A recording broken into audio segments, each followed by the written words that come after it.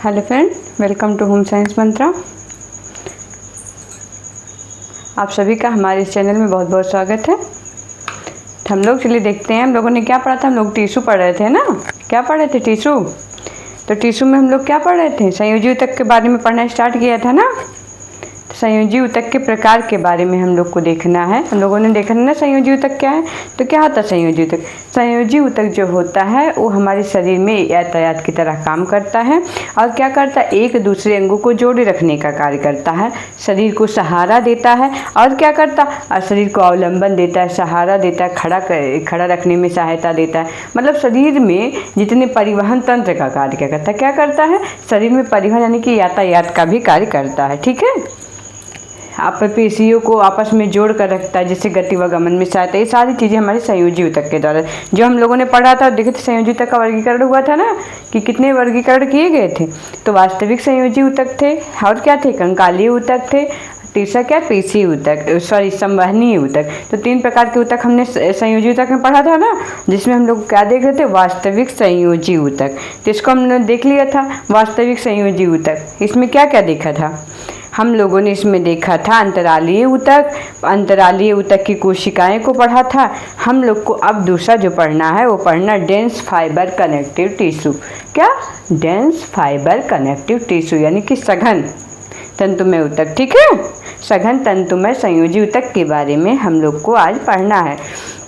तो क्या देखे, सघन तंतुमय संयोजी ऊतक यानी कि डेंस फाइबर कनेक्टिव टिश्यूज के बारे में पढ़ना है, जिसे क्या कहेंगे, सघन तंतुमय संयोजी ऊतक इसको कहेंगे। ठीक है। इसके भी 2 पार्ट होते। कौन कौन से पार्ट है हम देते? White fibre, yellow fibre. क्या होगा? व्हाइट फाइबर श्वेत तंतुमय ऊतक और पीले इलास्टिन होते। ठीक है। येलो फाइबर टिश्यूज होते हैं। ठीक है। Yellow fibre tissues, yellow fibre tissues. ठीक है। और क्या, white fibre tissues. Okay, white fibre tissues इसे श्वेत तंतु में कहते हैं। इसे क्या कहेंगे? श्वेत तंतु में पीले इलास्टिन, श्वेत तंतु में, श्वेत तंतु में, और इसे क्या कहेंगे? पीले इलास्टिन,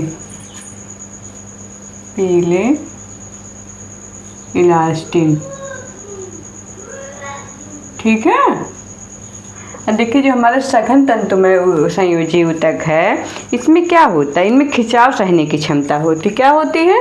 तो इनमें क्या होती है, इनमें खिंचाव सहने की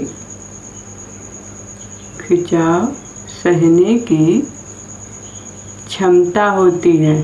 ठीक है। क्या होती है इसमें खिंचाव सहने की क्षमता होती है। किसमें? डेंस फाइबर कनेक्टिव टिश्यूज में खिंचाव सहने की क्षमता होती है। इसमें 2 प्रकार के होते हैं, एक व्हाइट फाइबर, दूसरा क्या, येलो फाइबर टिश्यूज। ठीक है। तो देखिए जो श्वेत फाइबर होते हैं यानी कि श्वेत तंतु में व्हाइट फाइबर जो होते हैं उसे कोलेजन किसके बने, अगर पूछे जाए किसके बने होते हैं तो ये हमारे कोलेजन तंतु के बने होते हैं। किसके? हम लोगों ने देखा है कोलेजन तंतु के बने हैं। और क्या होता है, ये हड्डी से हड्डी को जोड़ते हैं। हड्डी से हड्डी को जोड़ने क्या, लिगामेंट या स्नायु। हड्डी को हड्डी से जोड़ते हैं, यानी हड्डी को हड्डी से जोड़ेंगे तो क्या होगा, हड्डी को हड्डी से, इसको क्या कहेंगे बताइए?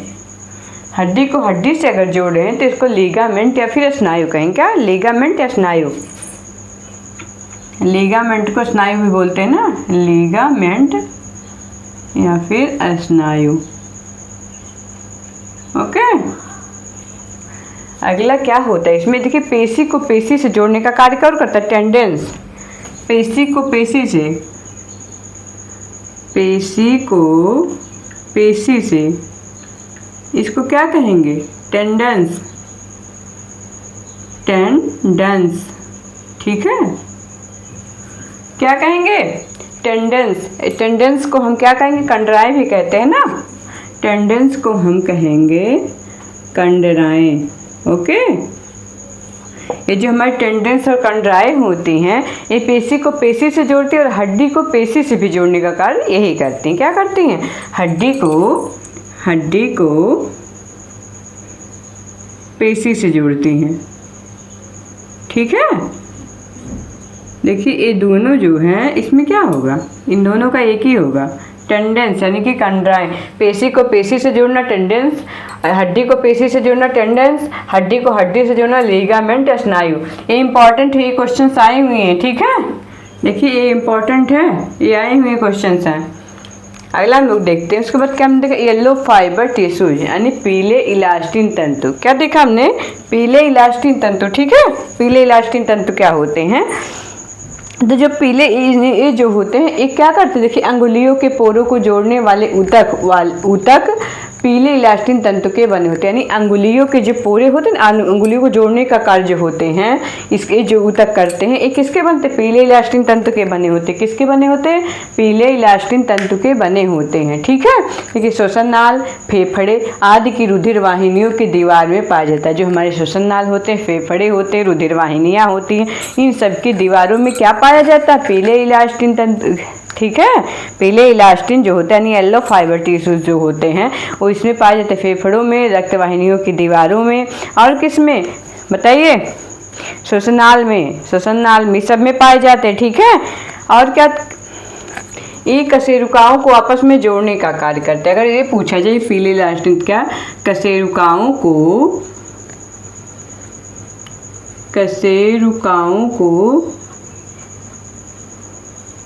आपस में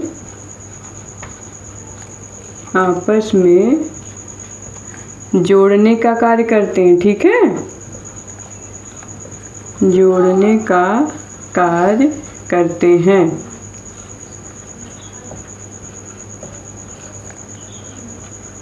कशेरुकाओं को आपस में जोड़ने का कार्य करते हैं, ठीक है। कौन कार्य करता है, पीले इलास्टिन यानी कि येलो फाइबर टिश्यूज जो होते हैं कशेरुकाओं को आपस में जोड़ने का कार्य करते हैं, ओके। देखिए इसी में एक नोट करके हम लोग लिख लेते हैं, इसी में श्वेत तंतु में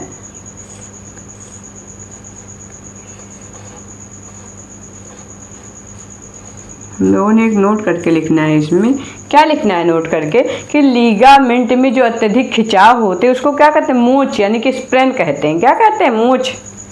लीगामेंट में ये क्वेश्चन आए हुए हैं और आने के चांस भी हैं। लीगामेंट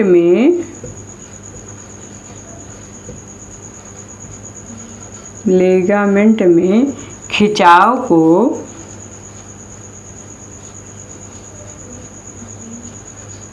मोच या फिर स्प्रेन, मोच को स्प्रेन भी कहते हैं, मोच या स्प्रेन कहते हैं, ठीक है। हमारे लिगामेंट में जो खिंचाव होता है उसको मोच या फिर स्प्रेन भी कहते हैं, ओके। अगला हम लोग देखते हैं जो तीसरा है हमारा किसमें, संयोजी ऊतक का वर्गीकरण, जो हमारा वास्तविक संयोजी ऊतक में 3rd नंबर पे आता है विशिष्ट संयोजी ऊतक। क्या आता है, विशिष्ट संयोजी ऊतक। इसमें भी 2 पार्ट है, क्या, पिगमेंट कनेक्टिव टिश्यू और क्या है, वसीय ऊतक यानी कि एडिपोज टिश्यूज, ठीक है। क्या होता है, एडिपोज टिश्यूज, ओके।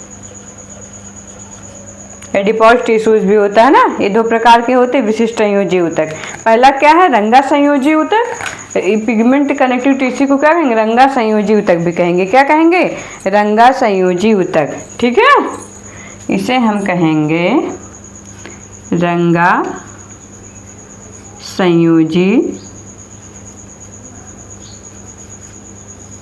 ऊतक, रंगा संयोजी ऊतक भी इसको कहेंगे। इसके क्या कार्य हम लोग देखते हैं, रंगा संयोजी ऊतक के क्या कार्य। ये जो होते हैं ये त्वचा में होते हैं, आँख में होते हैं, बाल में, ठीक है।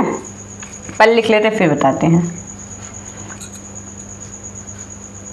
ये जो होते हैं हमारे रंगा संयोजी ऊतक, पिगमेंट कनेक्टिव टिश्यूज, ये त्वचा, आँख, बाल आदि में होते हैं। त्वचा,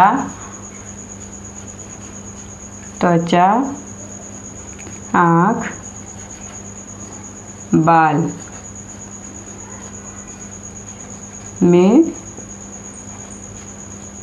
त्वचा, आँख और बाल में क्या होते हैं, ये होते हैं, ठीक है। और कहाँ होते हैं, ये जो होते हैं जिन्हें हम क्या कहते हैं, जो हमारे ये रंगा संयोजी ऊतक, इन्हें हम कहते हैं क्रोमैटोफोर्स कहते हैं, क्रोमैटोफोर्स, ओके। जिन्हें बाल में होते हैं, जिन्हें क्या कहते हैं? जिन्हें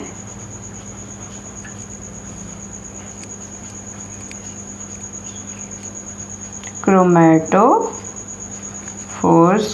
कहते हैं। ठीक है, जिसे क्रोमैटोफोर्स कहते हैं। ओके, और क्या कहते हैं? इनमें जो होते हैं काली, भूरी व सुनहरी रंगा कोशिकाएं होती हैं। और इसमें क्या होते हैं? इसमें जो होते हैं, इसमें काली, भूरी, काली, भूरी और कौन सी? सुनहरी। काली, भूरी, सुनहरी रंगा कोशिकाएं होती हैं। ठीक है,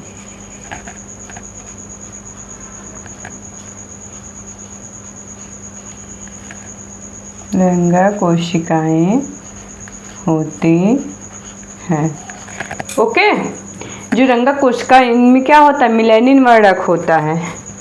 ये जो हमारी रंगा कोशिकाएं हैं, रंगा कोशिकाएं, इनमें क्या होता है? रंगा कोशिकाएं में मिलेनिन नाम का वर्णक होता है।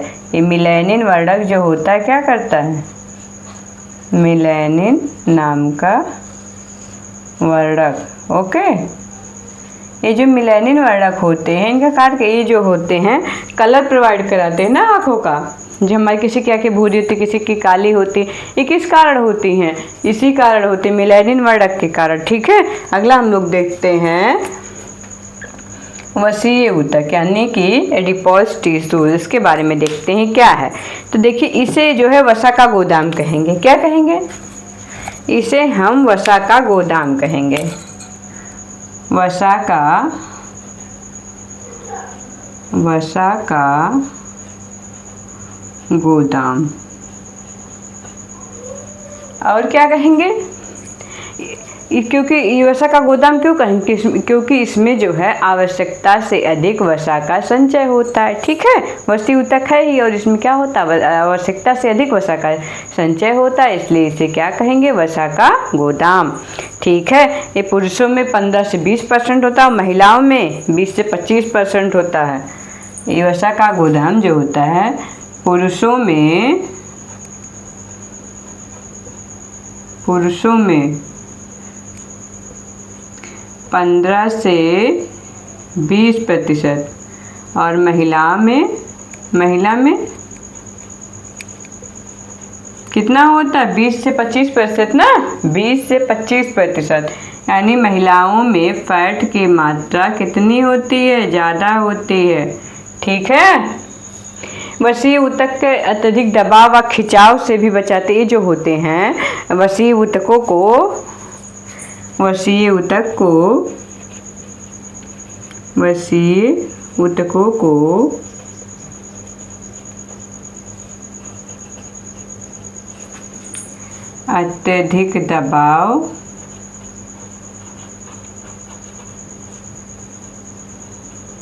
अत्यधिक दबाव व खिंचाव से बचाते हैं।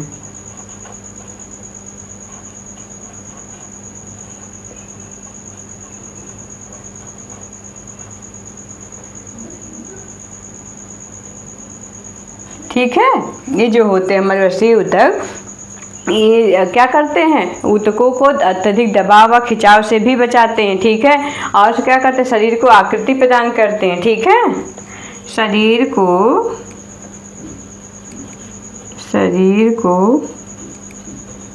आकृति प्रदान करना।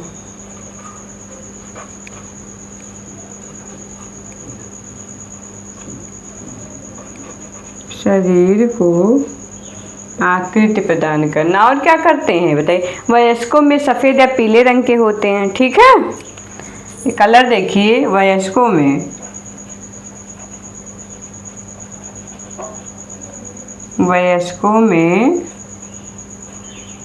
सफ़ेद व पीले रंग की वसा होती है। सफ़ेद व पीले रंग की। अब बच्चों में क्या होती है, देखिए बच्चों में जो होती है भूरी वसा होती है, ठीक है। बच्चों में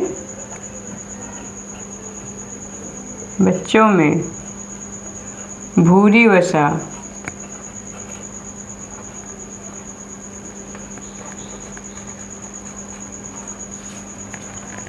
क्या होती है, भूरी, ठीक है। बच्चों में भूरी वसा, और जो भी भूरी वसा होती है, देखिए जो हमारी भूरी वसा है ये क्या करती हैं, भूरी वसा जो होती है 20 गुना अधिक ऊर्जा देती है सामान्य वसा से, 20 गुना अधिक ऊर्जा। क्वेश्चन आ सकता है, क्या क्वेश्चन आ सकता है कि भूरी वसा किसमें पाई जाती है, तो भूरी वसा जो है वो बच्चों में पाई जाती है। अब भूरी वसा में ऊर्जा की कितनी मात्रा होती है, तो भूरी वसा में जो होता है ऊर्जा की मात्रा कितनी होती है बताइए, भूरी वसा में इसकी मात्रा जो है 20 गुना अधिक होती है, ठीक है। 20 गुना अधिक इसमें ऊर्जा होती है। अगला हम लोग देखते हैं कंकालीय ऊतक, ओके।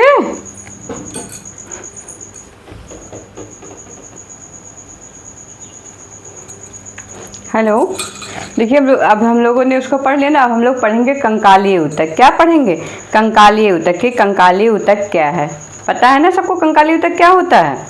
देखिए कंकाल क्या होता है, शरीर को ढांचा प्रदान करना, शरीर को साधने आकृति प्रदान करने का कार्य कौन करता है, कंकालीय ऊतक। तो हम लोग देखते हैं इसमें जो है दूसरा पार्ट है ना, कंकालीय ऊतक।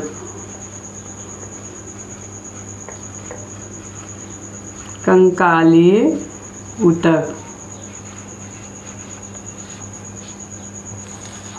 कंकालीय ऊतक के बारे में देखिए, कंकालीय ऊतक क्या है बताइए, सबको पता होगा ना कंकालीय ऊतक क्या है। तो कंकालीय ऊतक शरीर को साधने व आकृति प्रदान करने का काम करती हैं, ठीक है। शरीर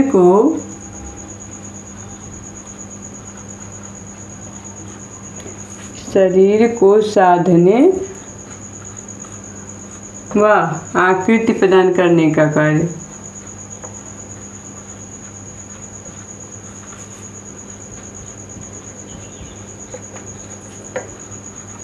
आकृति प्रदान करने का कार्य कौन करता है, कंकालीय ऊतक, यानी कि हड्डी, ठीक है। हमारी जो हड्डियां होती हैं वो शरीर को क्या करती हैं, आकृति प्रदान। अभी शरीर में अगर हड्डियां ना हो तो क्या होगा, शरीर हमारा मांस का लोथड़ा बन के रह जाएगा, न चल पाएगा, न उठ पाएगा, न बैठ पाएगा, न कोई भी गति व गमन नहीं कर पाएगा, ठीक है। इसलिए गति गमन हमारे शरीर को साधने के लिए आकृति प्रदान, एक आकृति क्या प्रदान होता है, हम लोग खड़े हैं क्यों, किसकी वजह से, हड्डियों की वजह से ना। तो हमारे कंकालीय ऊतक का क्या होता है, बहुत ही अहम योगदान है हमारे शरीर को साधने में, आकृति प्रदान करने में, ठीक है। पेशियों द्वारा क्या होता है, जो पेशियां हमारी शरीर के अंगों में गति व गमन होती हैं। देखिए पेशियों द्वारा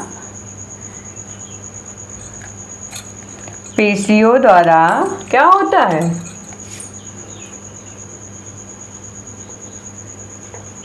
पेशियों द्वारा शरीर के अंगों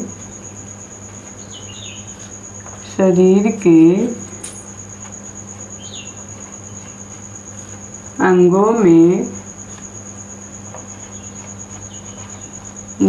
व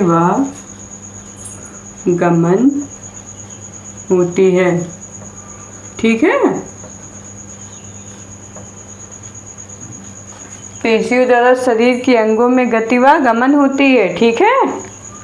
देखिए हम लोग देखते हैं ये ऊतक जो हमारे कंकालीय ऊतक दो प्रकार के होते हैं, देख लेते हैं। कंकालीय ऊतक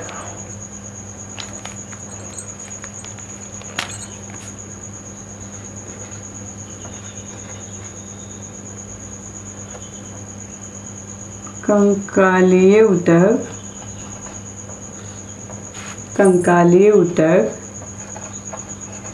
कितने प्रकार के होते हैं, देखिए दो प्रकार के होते हैं। कौन कौन से होते हैं बताइए, अस्थि और उपास्थि। क्या होता है, पहला है अस्थि और दूसरा क्या है, उपास्थि। ओके, तो हम लोग क्या देखेंगे, पहले देखेंगे अस्थि क्या है। अस्थि क्या है, देखिए अस्थि जो होता है हमारा वो क्या होता है, वो जो अगर देखें तो अस्थि जो शरीर में क्या हड्डियाँ हमारी है ना, ये हमारी क्या है, अस्थियाँ ही तो हैं। अस्थियों की संख्या कितनी होती है शरीर में, किसी को पता है अस्थियों की संख्या कितनी होती हैं, बताइएगा कमेंट करके। देखिए जो हमारी अस्थि, इसमें अगर देखा जाए जल कितना प्रतिशत होता है, तो जल का भाग 30 से लगभग 35% तक होता है। अस्थियों में अगर देखा जाए जल तो 30 से 35%। ये क्वेश्चन पूछा जाता है कि अस्थियों में जल कितने प्रतिशत होता है, तो अस्थियों में जल 30 से 35% तक होता है। और क्या होता है, शरीर का अधिकांश भाग अस्थियों का बना होता है। शरीर का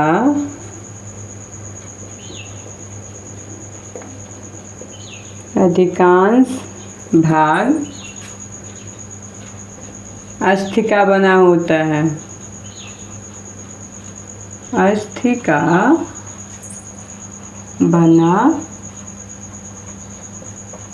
होता है, ठीक है। शरीर का अधिकांश भाग किसका बना होता है, अस्थि का। और क्या होता है, अस्थि में मैट्रिक्स बहुत घना होता है। क्या होता है, अस्थि में जो मैट्रिक्स होते हैं वो बहुत घने होते हैं। अस्थि में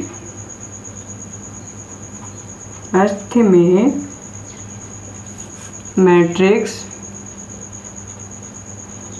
अस्थि में मैट्रिक्स बहुत घने होते हैं।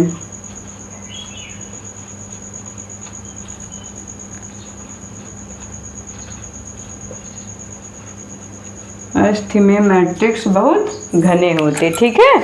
अस्थि में जो मैट्रिक्स होते बहुत घने होते। क्या मैट्रिक्स में क्या होता है, कार्बनिक लवण, अकार्बनिक लवण भी होता है ना, कि जो मैट्रिक्स है इसमें क्या क्या होता है, कार्बनिक लवण,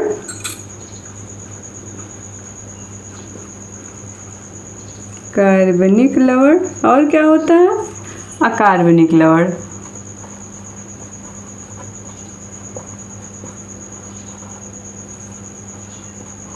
ठीक है, क्या होते, कार्बनिक लवण होते हैं और अकार्बनिक लवण। जो कार्बनिक लवण होता है 38% होता है, और जो कार्बनिक होता है 38 होता है, और जो अकार्बनिक होता है वो कितना होता है, 62%।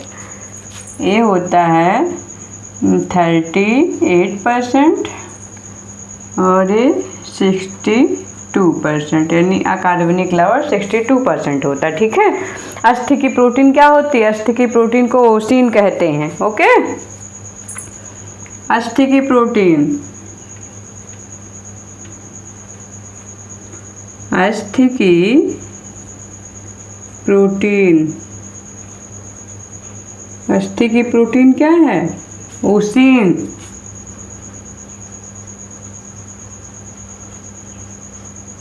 ओके, अस्थि की प्रोटीन क्या है, ओसीन है। अस्थियां कठोर किसकी वजह से होती है, ये भी कुछ ना था, अस्थियां कठोर क्यों होती है, कैल्शियम, मैग्नीशियम और फास्फेट के कारण।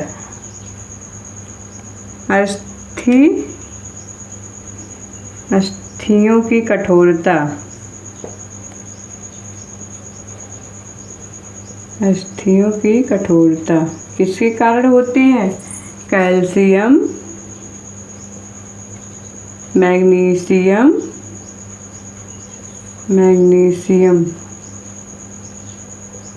और किसके कारण, फास्फेट ना, कैल्शियम, मैग्नीशियम और फास्फेट।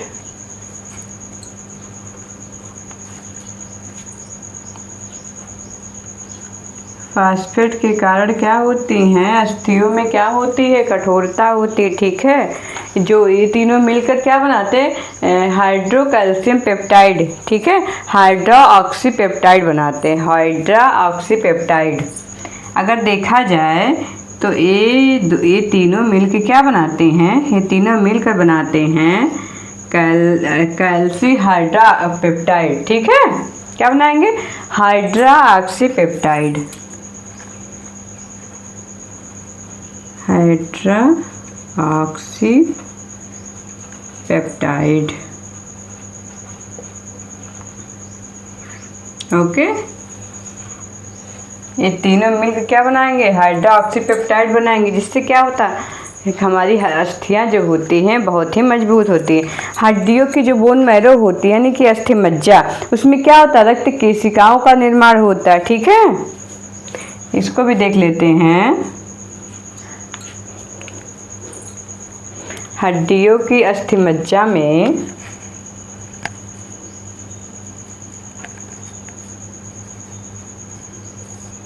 हड्डियों की अस्थि मज्जा में क्या होते, रक्त केशिकाओं का निर्माण होता है। रक्त केशिकाओं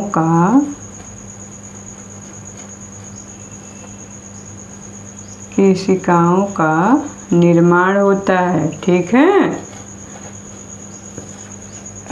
ओके।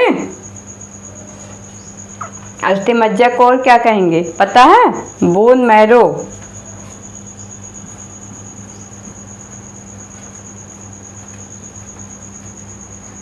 ठीक है, क्या कहेंगे, बोन मैरो। ठीक है,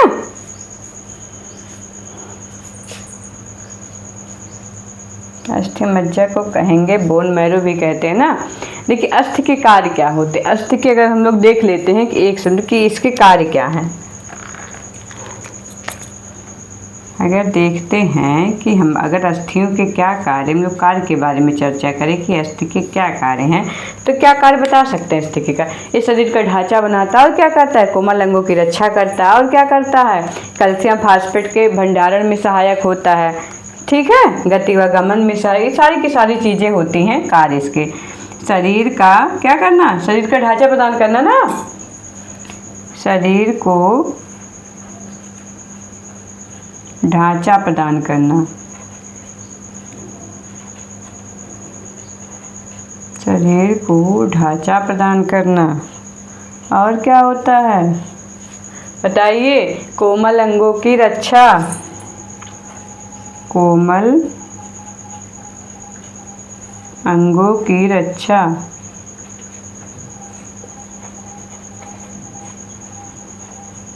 और क्या कार्य कोमल अंगों की रक्षा के अलावा, कैल्शियम और फास्फेट के भंडारण में, कैल्शियम व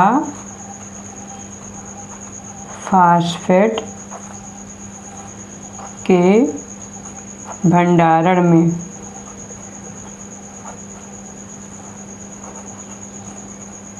फास्फेट के भंडार, इसका और क्या कार्य हो सकता है, पेशियों को स्थान देने में, पेशियों को स्थान देने में,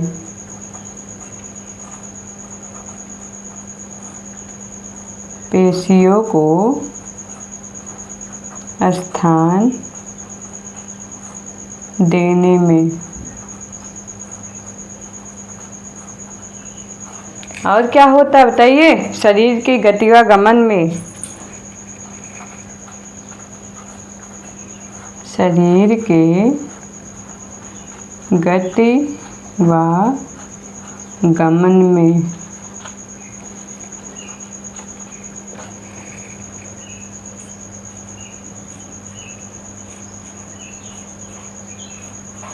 तो हमारा क्या हुआ, अस्थि के बारे में हो गया ना। अब हम लोग देखते उपास्थि, पूरा देख के फिर इसको अच्छे से हम लोग पढ़ेंगे फिर से। उपास्थि क्या है, देखिए उपास्थि को अगर देखते, इसका निर्माण करने वाली कोशिकाएं क्या होती है, कोन्ड्रोसाइट। जल का प्रतिशत देख लेते, इसमें जल का प्रतिशत 60 से 65% होता है। जल जो होता है, जल 60 से 65% होता है। ओके, और अस्थियों के निर्माण करने वाली कोशिकाएं देखते हैं कि निर्माण करने वाली कोशिकाएं क्या हैं, तो कोन्ड्रोसाइट्स। क्या है, कोन्ड्रोसाइट। क्या होता है बताइए, कोन्ड्रोसाइट। ठीक है, कोन्ड्रोसाइट्स, कोन्ड्रोसाइट्स क्या है, अस्थियों के निर्माण करने की कोशिकाएं, निर्माण करने वाली कोशिकाएं हैं। ठीक है, अस्थि के निर्माण उपास्थि के निर्माण करने वाली कोशिकाएं। ओके, उपास्थि के निर्माण करने वाली कोशिकाएं।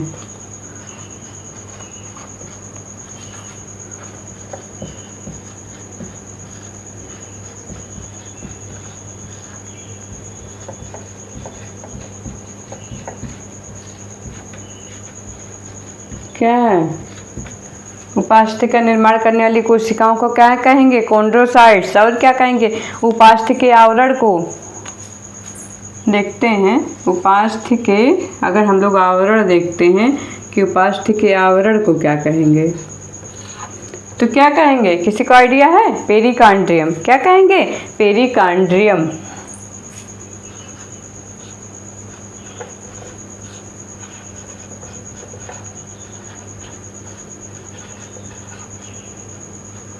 पेरिकांड्रियम कहेंगे उपास्थि के आवरण को।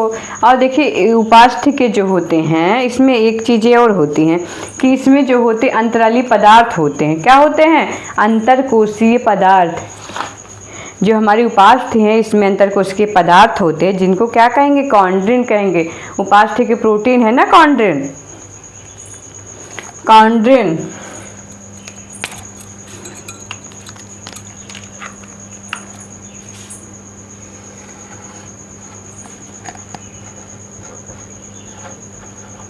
कॉन्ड्रिन क्या है? उपास्थि की प्रोटीन।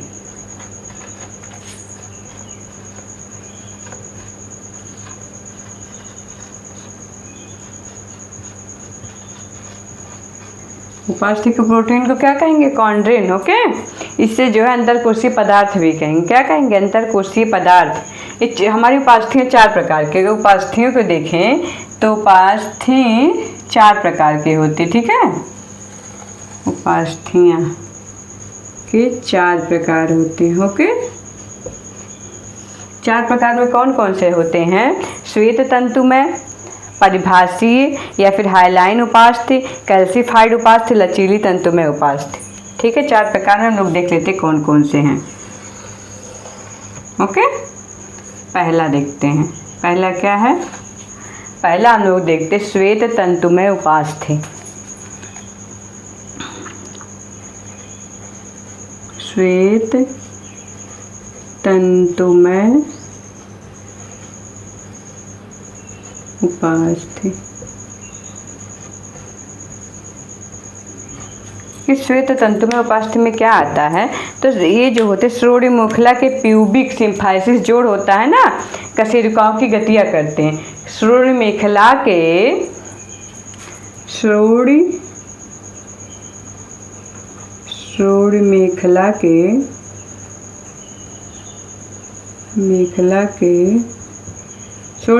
में कौन सा जोड़ होता है? Pubic symphysis. प्यूबिक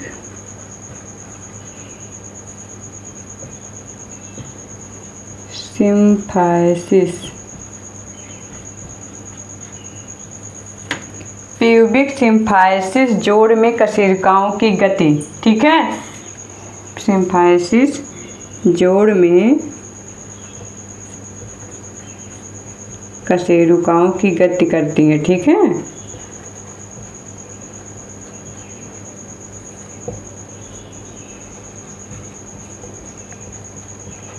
कशेरुकाओं की गति। ठीक है, जो श्वेत तंतु में उपास्थि होते हैं श्रोणि मेखला के प्यूबिक सिम्फाइसिस जोड़ में कशेरुकाओं की गति के लिए कार्य करते हैं। ओके, अगला कौन सा है? परिभाषी या फिर हाइलाइन उपास्थि। परिभाषी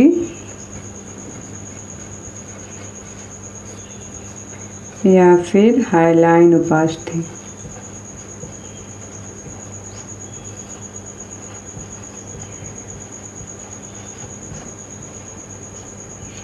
देखिए, जो परिभाषी या फिर हाइलाइन उपास्थि, इसका क्या कार्य है? ये जो होते हैं हाथ पैर की लंबी हड्डियों में, जो हाथ पैर की लंबी हड्डियां होती हैं उनमें संधि तलों पर, हाथ पैर की लंबी हड्डियों के संधि तलों पर महीन व लचीली श्वासनाल की दीवार के छल्ले। चलिए पहले लिख लेते फिर पढ़ते। ठीक है, हाथ पैर की लंबी हड्डियों के हाथ पैर की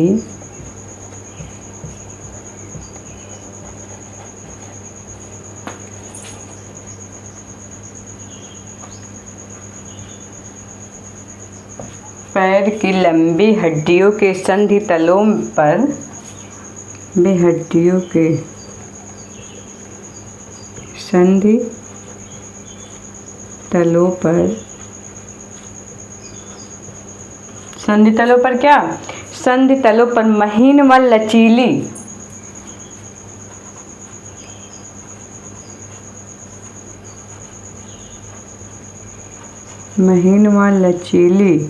लचीली क्या? श्वास नाल की दीवार के छल्ले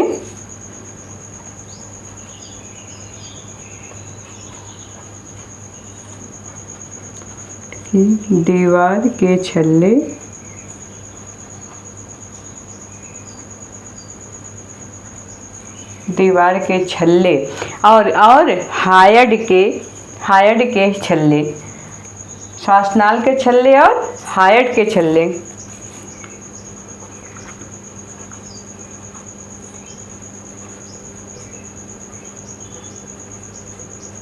हायड के छल्ले और पसलियों के स्टर्नम आदि बने होते हैं।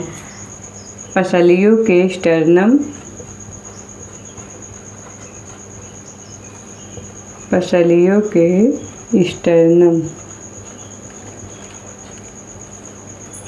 आदि बने होते हैं। ठीक है, इस ऊतक से ये सारी चीज़ें बनी होती हैं। अगला जो तीसरा हमारा क्या? कैल्सीफाइड उपास्थि है। जो तीसरा है कैल्सीफाइड उपास्थि।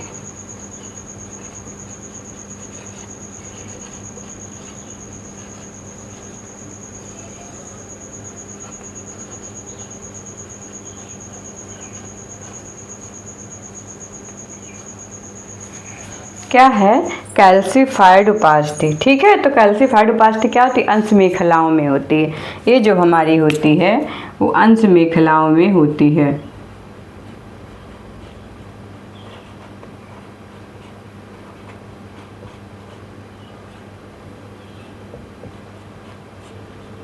ओके, ये अंश मेखलाओं में होती है। चौथा क्या है? लचीली तंतुमय उपास्थि। क्या है चौथा? लचीली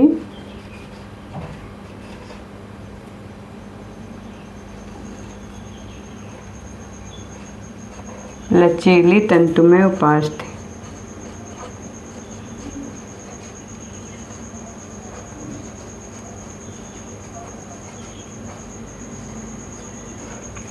लचीली तंतुमय उपास्थि में क्या है? देखिए, हमारी नाक के सिरे पर एपिग्लॉटिस, नाक के सिरे पर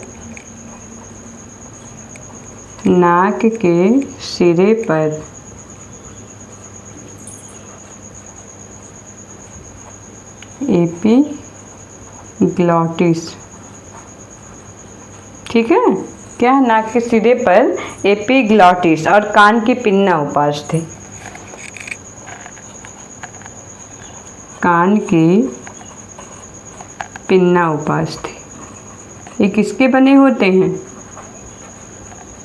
बताइए, किसके बने होते हैं?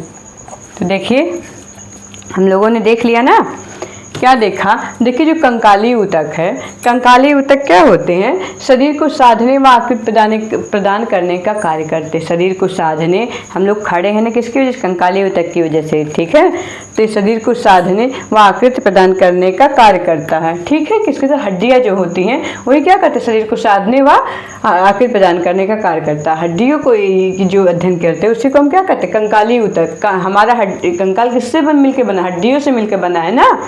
और उसमें ये दो प्रकार जो हमारी पेशियां होती हैं, पेशियों द्वारा शरीर के अंगों में गति व गमन का कार्य पेशियों के द्वारा होता है। और शरीर का ढांचा किससे बनता है? हड्डियों से। कंकाली ऊतक दो प्रकार के होते हैं, एक अस्थि होती है, दूसरी क्या होती है? उपास्थि होती है। क्या होती है?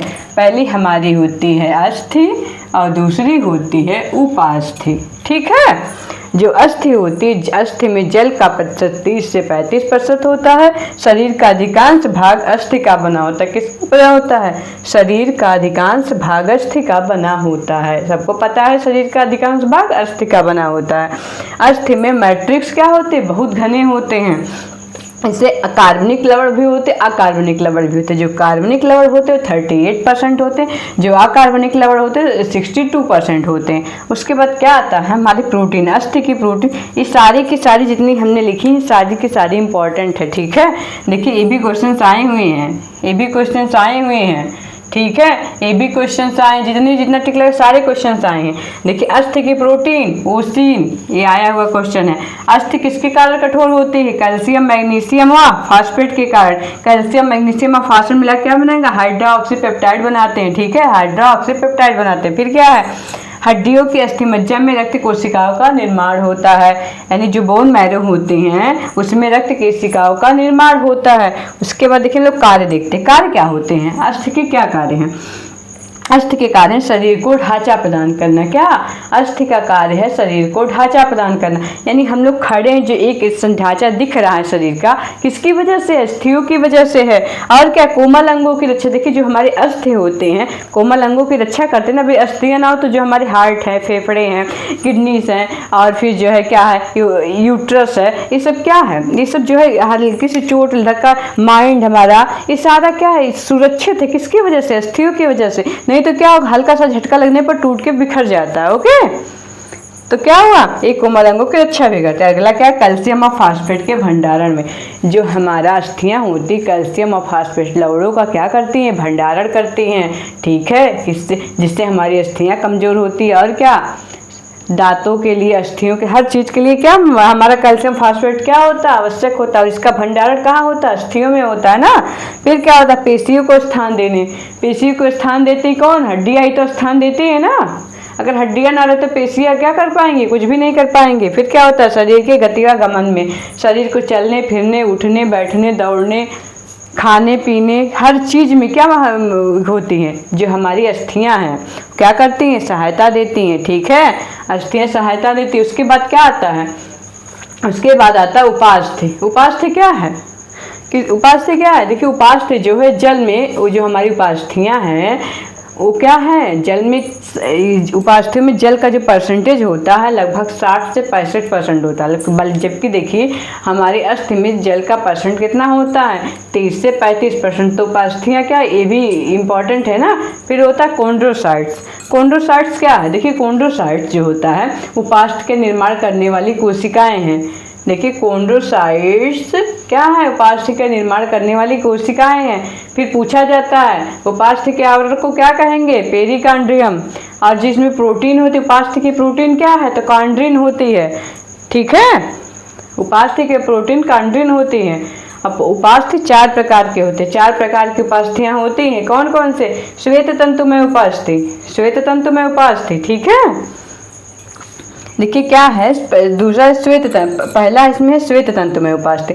क्या होती है? श्रोण मेखला के प्यूबिक सिम्फाइसिस जोड़ में कशिकाओं की गति के लिए कहा पूछा जाता है ना, प्यूबिक सिम्फाइसिस जोड़ में कौन सी कशिकाएं कार्य करती? तो जो श्वेत तंतु में उपास्थि होती है प्यूबिक सिम्फाइसिस जोड़ में क्या करती हैं? कशिकाओं की गति के लिए सहायक होती हैं। अगला है परिभाषी या फिर हाइलाइन उपास्थि। हाथ पैर की लंबी हड्डी, हाथ पैर में जितनी भी लंबी लंबी हड्डियां हैं उनके संधि तलों पर महीन व लचीली, श्वास नाल की दीवार के छल्लों में, ठीक है, हाइट के छल्लों में, पसलियों के स्टर्नम आदि जो होते हैं किसके बने होते हैं? परिभाषी या फिर हाइलाइन उपास्थि के बने होते हैं। फिर होता है कैल्सीफाइड उपास्थि। क्या है? कैल्सीफाइड उपास्थि, ठीक है, कैल्सीफाइड उपास्थि। जो कैल्सीफाइड उपास्थि है ये अंश मेखलाओं में होती है। किसमें होती है? अंश मेखलाओं में। फिर क्या? लचीली या फिर तंतुमय उपास्थि। तो क्या है? नाक के सिरे पर जो एपिग्लॉटिस होता है और कान की जो पिन्नाई उपास्थियां होती हैं वो लचीली तंतुमय उपास्थि। लचीली तो किसको हिलाया जुलाया जा सकता है ना, तो ये लचीली उपास्थियों की बनी होती हैं। ओके, तो हमको उम्मीद है कि आपको आज का सेशन अच्छा लगा होगा। जैसा भी लगा प्लीज़ आप लोग क्या करेंगे? कमेंट करके आप लोग बताएंगे कि आज का वीडियो कैसा लगा। अगर आपको हमारा वीडियो अच्छा लगता हो तो प्लीज़ कमेंट किया करिए। कोई भी चीज़ ना समझ में आए तो क्या करें, कमेंट करें। कमेंट के माध्यम से आप लोग पूछ सकते हैं कि क्या चीज़ नहीं समझ में आया आपको। अगर वीडियो हमारी अच्छी लगे तो प्लीज़ लाइक किया करिए, शेयर किया करिए। हमारे चैनल पे नए हो तो प्लीज़ हमारे चैनल होम साइंस मंत्रा को सब्सक्राइब भी किया करिए। अब हम लोग मिलेंगे नेक्स्ट क्लास में, ठीक है। नेक्स्ट क्लास में हम लोग ब्लड के बारे में चर्चा करेंगे, ठीक है। अगर नेक्स्ट क्लास में हम लोग ब्लड के बारे में चर्चा करेंगे, ठीक है। Thank you so much.